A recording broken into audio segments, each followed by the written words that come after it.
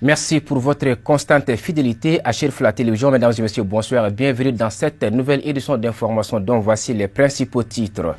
Le Premier ministre Dr Boubou Cissé rencontre les confessions religieuses du pays pour une meilleure prévention de la pandémie du Covid-19 dans notre pays.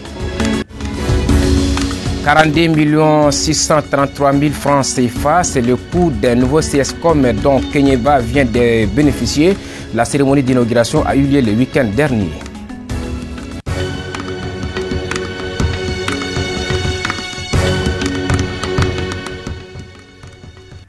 Mesdames et messieurs, bonsoir et bienvenue.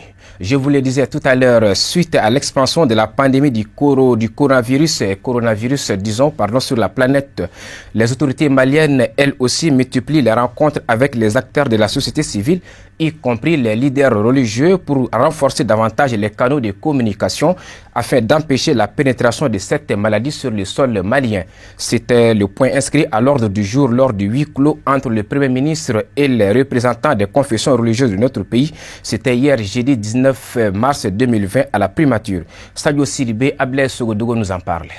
Dès l'annonce de l'apparition de la pandémie du coronavirus à l'échelle mondiale, les autorités maliennes n'ont pas tardé de réagir pour empêcher la pénétration de ces fléaux dans notre pays.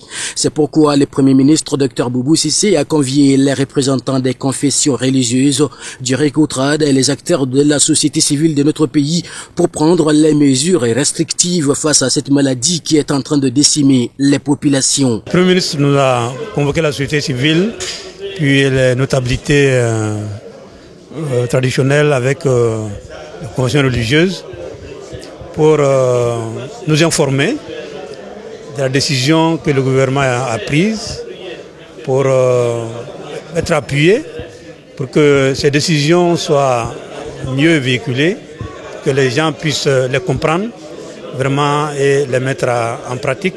La fermeture des lieux de culte, aucune décision n'a été prise dans ce sens. Je voulais tout d'abord remercier le Premier ministre d'avoir appelé les représentants des confessions religieuses, des familles traditionnelles et de la société civile pour cette rencontre où il nous a expliqué un peu les mesures prises par l'État.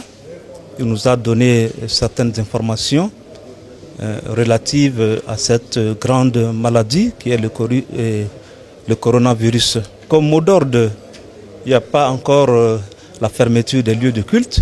À chaque confession religieuse, d'aller réfléchir.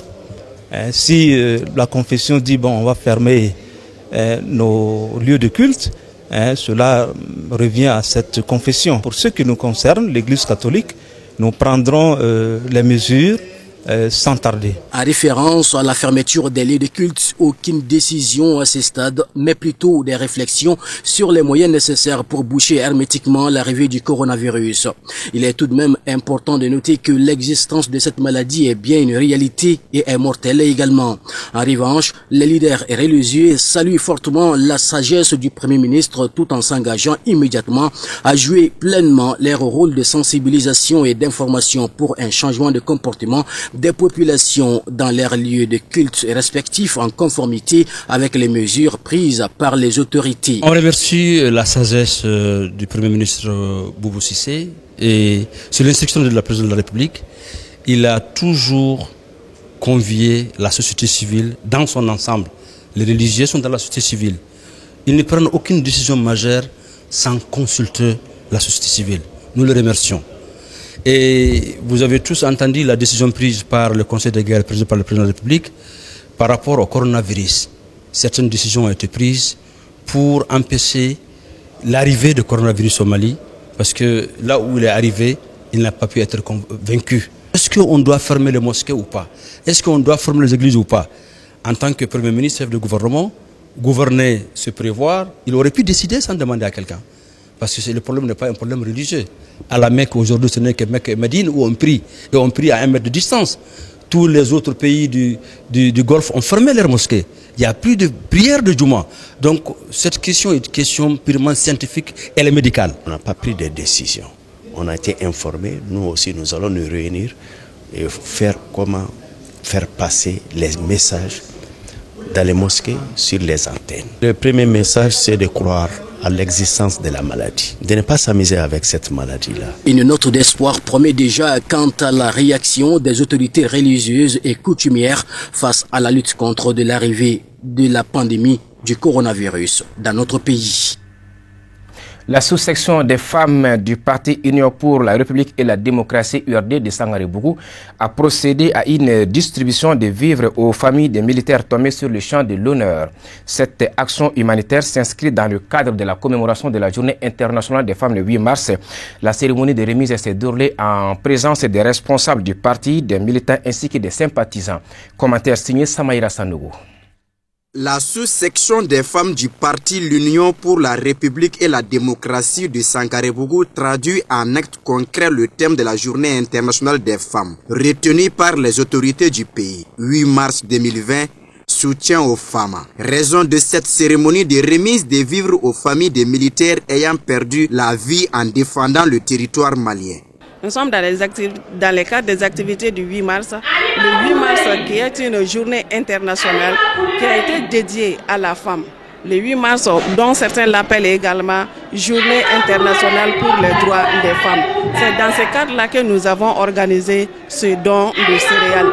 Bon, pour l'instant, cette année, nous allons nous limiter à ce don parce qu'au Mali, toutes les femmes n'ont pas compris que le 8 mars, c'est pas seulement, il ne s'agit pas seulement de faire des fêtes, de danser, mais le 8 mars, il s'agit de faire un bilan. Le 8 mars, il s'agit de voir ce qui a marché, ce qui n'a pas marché, qu'est-ce qui manque. Il faut fixer d'autres objectifs. L'année dernière, notre objectif était de célébrer le mariage de ceux-là qui n'avons pas d'acte du mariage. Et cette année, nous nous sommes fixés comme objectif de donner des vivres à des veuves. Les femmes veuves qui sont là, qui n'ont pas de moyens, qui n'ont pas de mari, qui n'ont pas de soutien, essayer de venir en aide à ces femmes. Les familles des militaires tombés sur le champ de l'honneur méritent le soutien et l'accompagnement de l'ensemble du peuple malien. C'est pourquoi les initiateurs de cette cérémonie sont à saluer pour la bonne volonté. Nous sommes en train de commémorer la Journée internationale des femmes, qui est celle du 8 mars. Le maire de la commune rurale de Sangaré-Bougou, qui est aussi secrétaire général de la sous-section URD de Sangaré-Bougou, a organisé une cérémonie de remise à des femmes veuves et à des orphelins.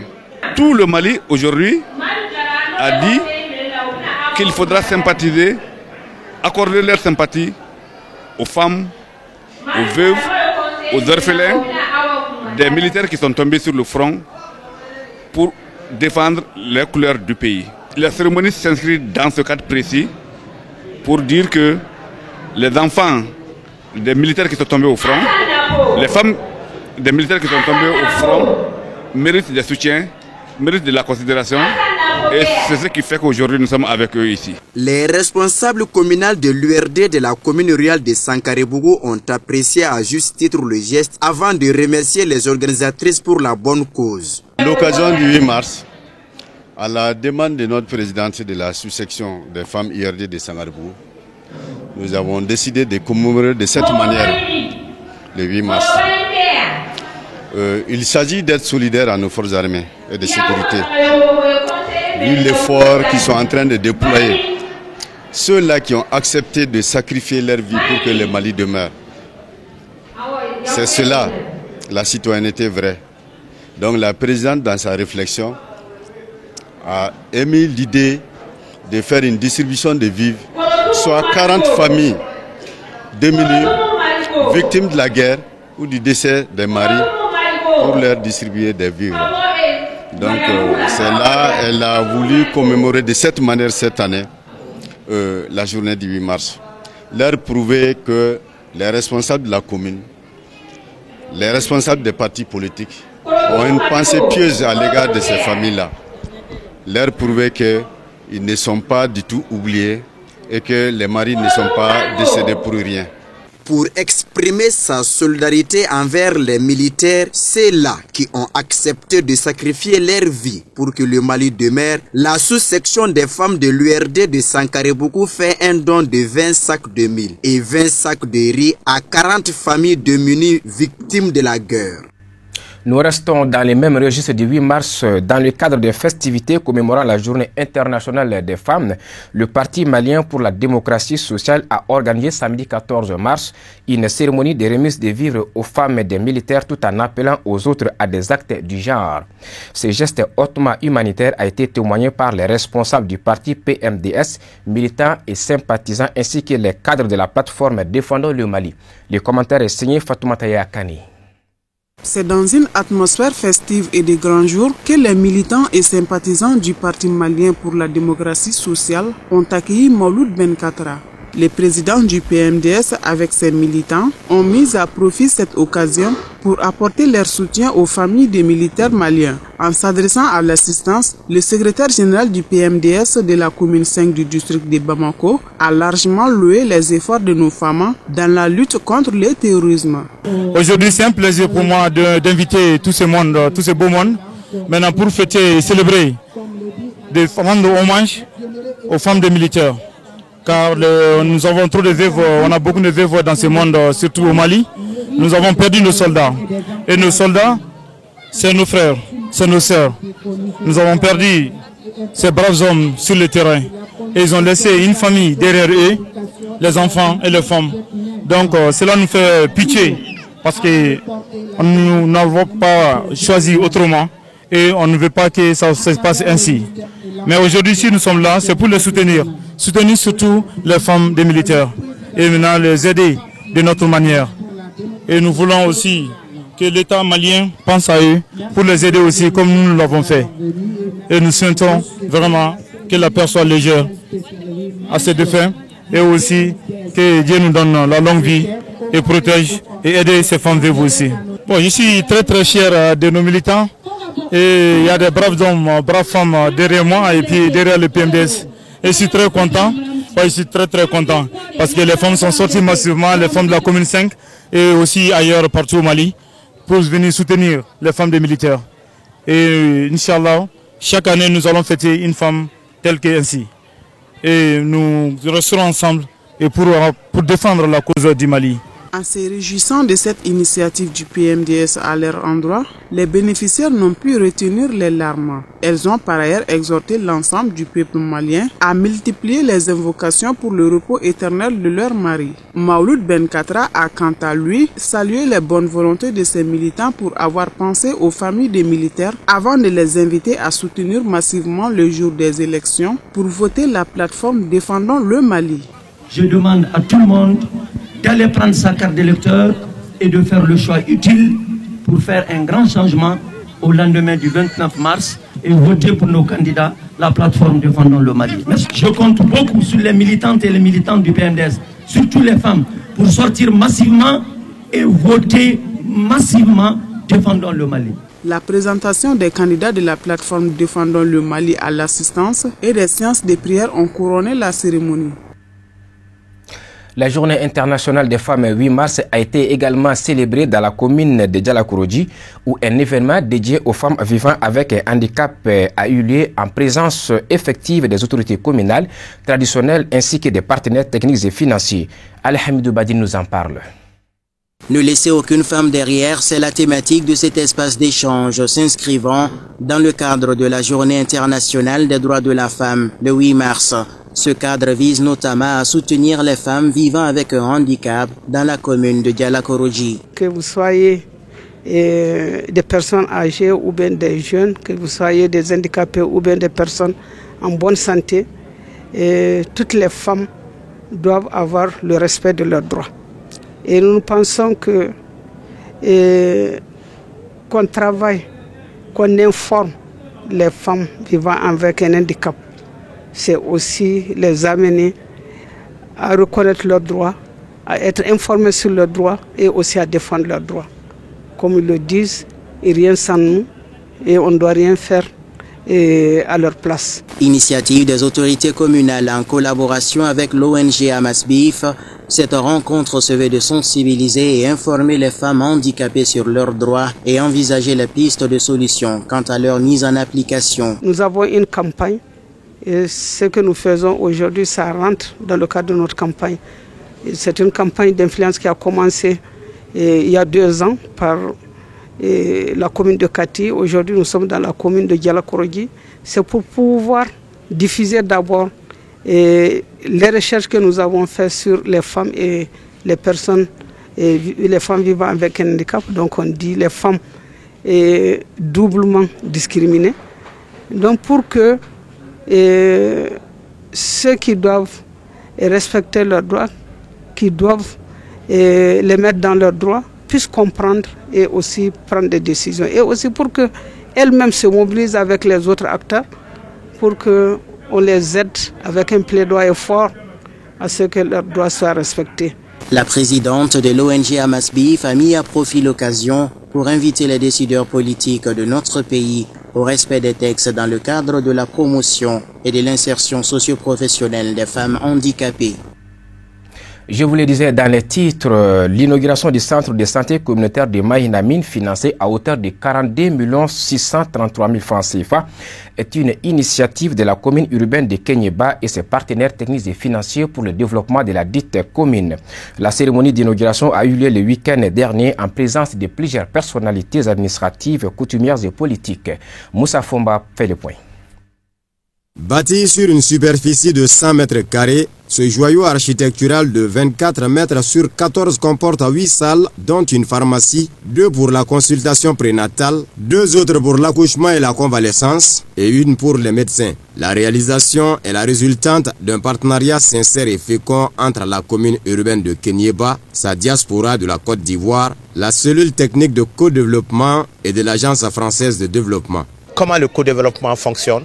Le co-développement est tripartite. Nous finançons les projets à environ à 70% grâce à l'appui financier de l'Agence française de développement. Et la diaspora contribue pour 10%.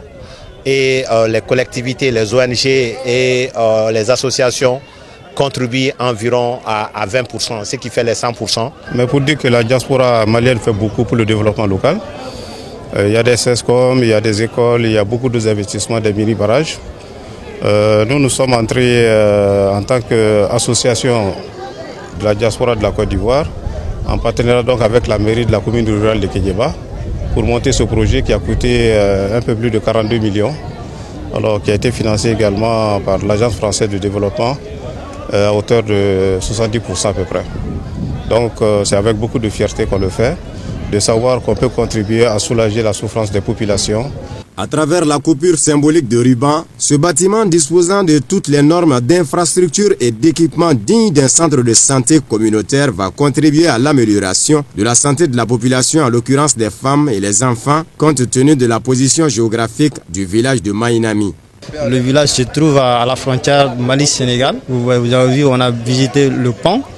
Donc je pense que quand tu traverses directement le pont, tu arrives à le premier village, c'est Mahinamine. Et le Mahinamine à Kenyeba, ça peut faire 25 km. Les populations vraiment étaient dans la souffrance. Ils transportaient des femmes enceintes avec des motos, avec des charrettes.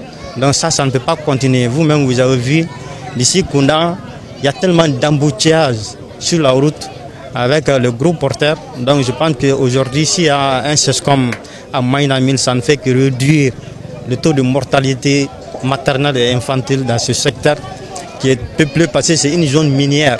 Le représentant du ministre des Maliens de l'Extérieur s'est réjoui de l'initiative de la commune urbaine de Kenyeba qui a surtout confié la réalisation de l'édifice à une entreprise locale. Outre ses remerciements à l'endroit de toutes les bonnes volontés, il a salué les partenaires techniques et financiers pour les nombreuses réalisations en faveur de la première région.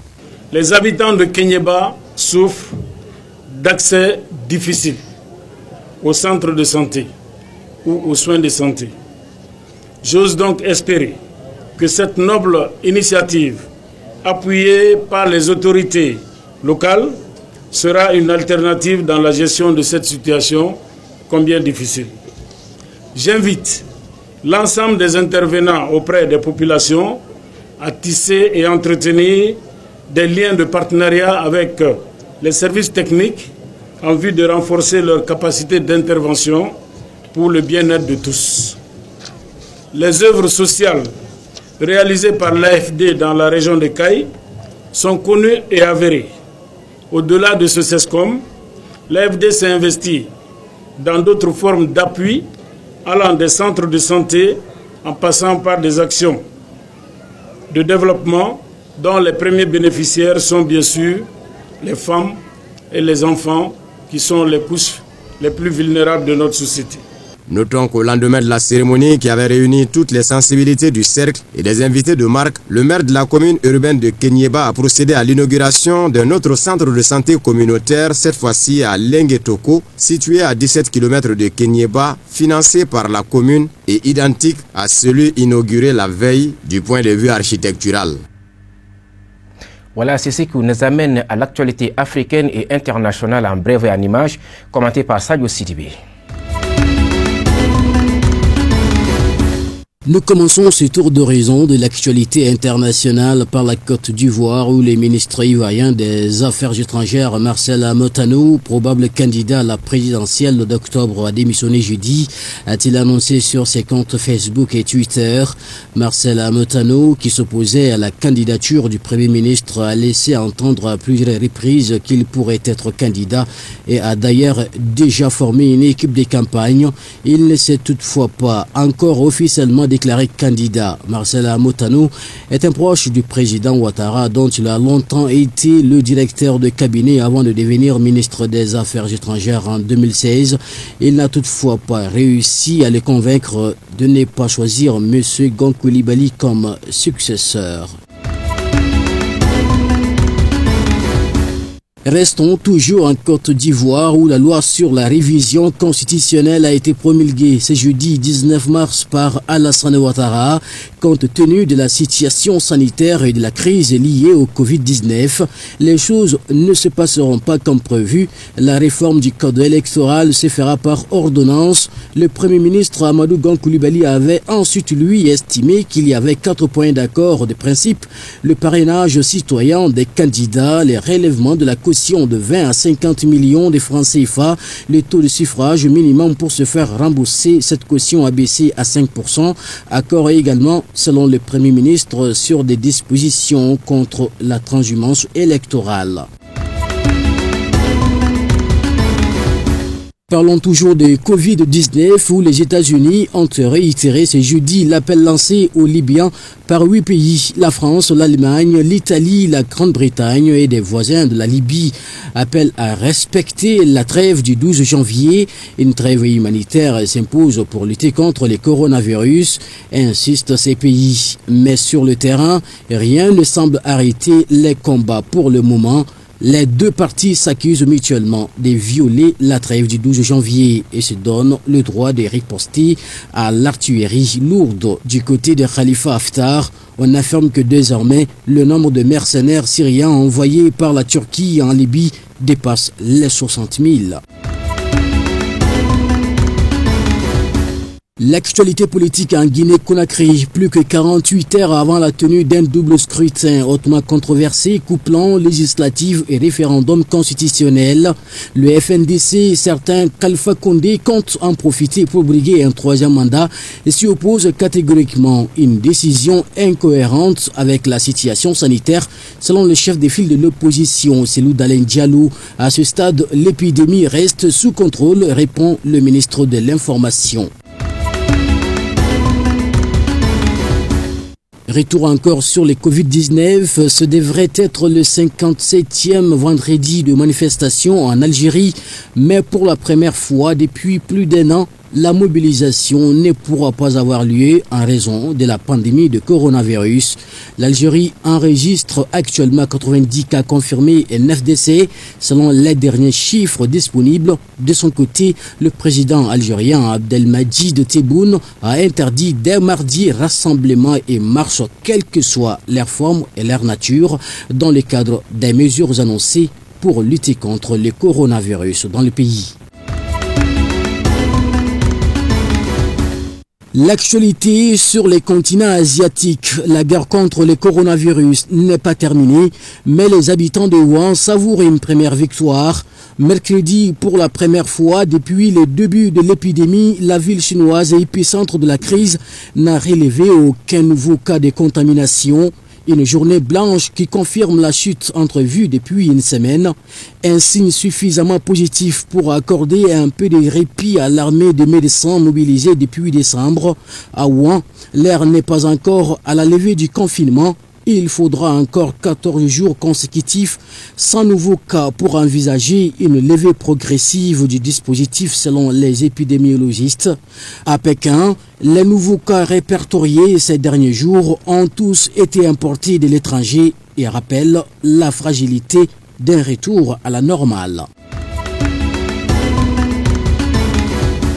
Et enfin, pour terminer, s'exprimant depuis la Maison-Blanche, Donald Trump a parlé de guerre médicale contre les coronavirus et promis la mise à disposition rapide de la chloroquine, un médicament antipaludique qui est testé en Europe et en Chine contre les Covid-19. La veille, Donald Trump avait adopté une rhétorique plus agressive à l'égard de la gestion par la Chine de l'épidémie de coronavirus, estimant que Pékin aurait dû prévenir plus tôt le monde entier, rejetant les critiques selon lesquelles qualifier ce virus de virus chinois était raciste.